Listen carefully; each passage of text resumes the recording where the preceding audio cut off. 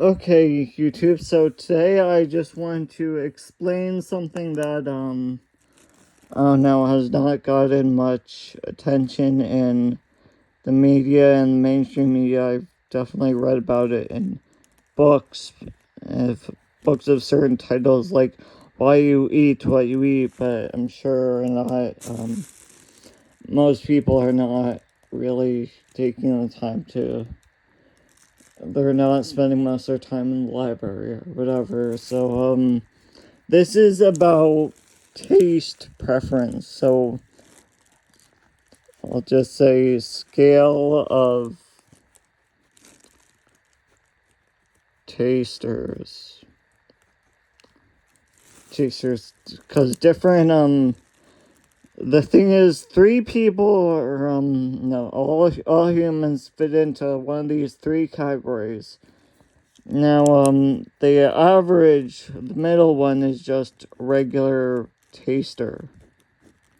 These are people who are average, because this depends on the number of taste buds on your tongue, and most people are somewhere between 15 and 35.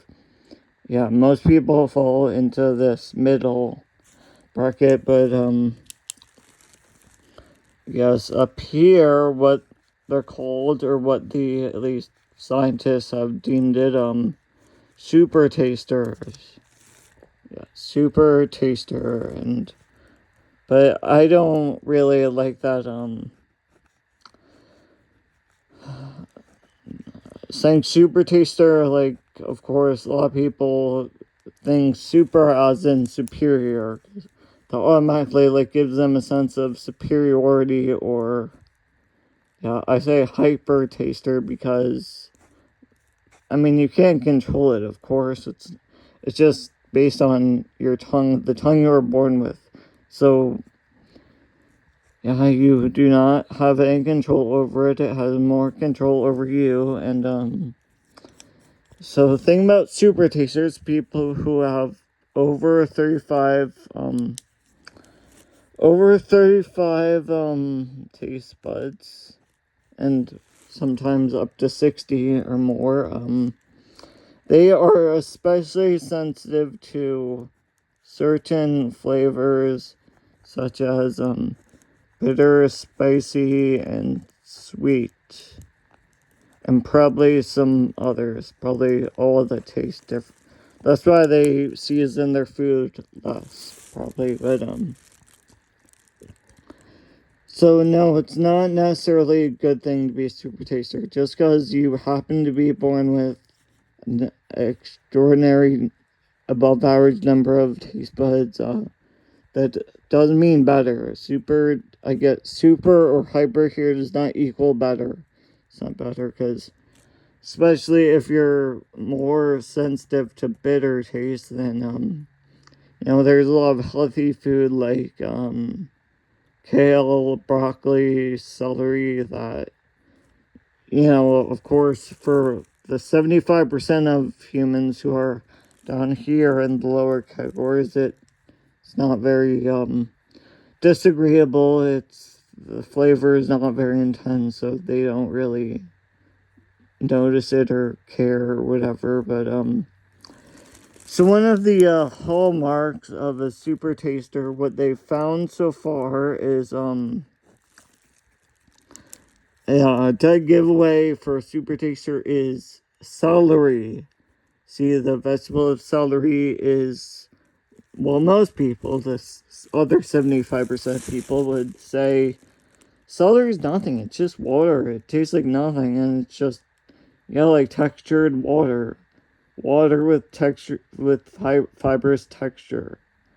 But I guess, me included, I'm one of those people who, it's just water. It tastes just like water. But I guess if you have a high enough number of taste buds, then you would pick up on the, more subtle flavor, and that's usually bitter. They describe it as bitter. So I guess if celery tastes bitter to you, then you're probably up here. But For me, it's water. It's just water.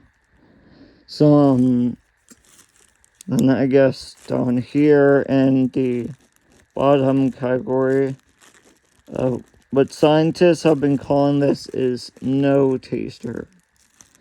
So, I guess these are people who they eat lots of vegetables because it does not taste better to them, or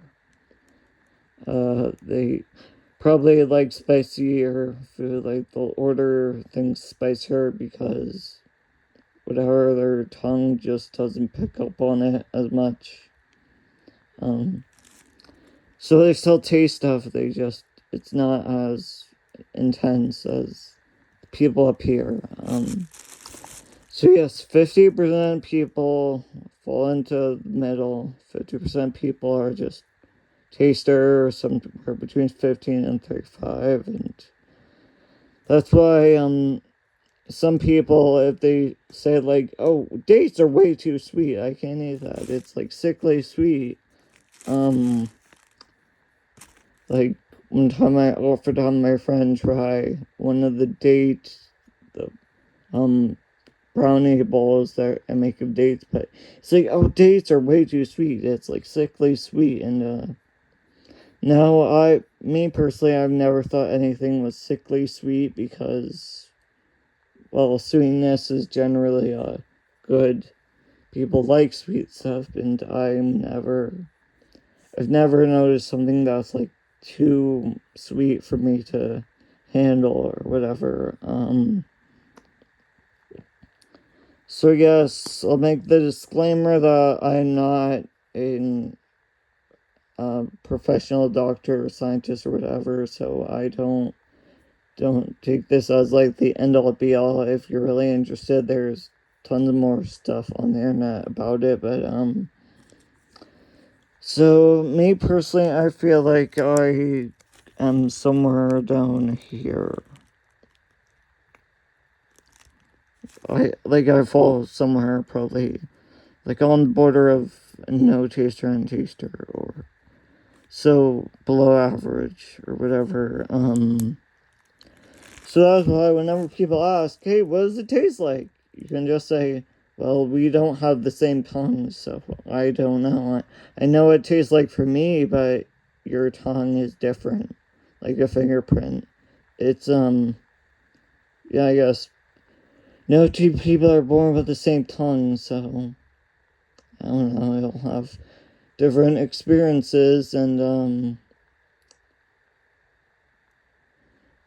so yes, there are different tests you can do, like blue food dye on the tongue, but then you also need a hole punch-sized piece of paper and like count the fungiform papillae they're called, and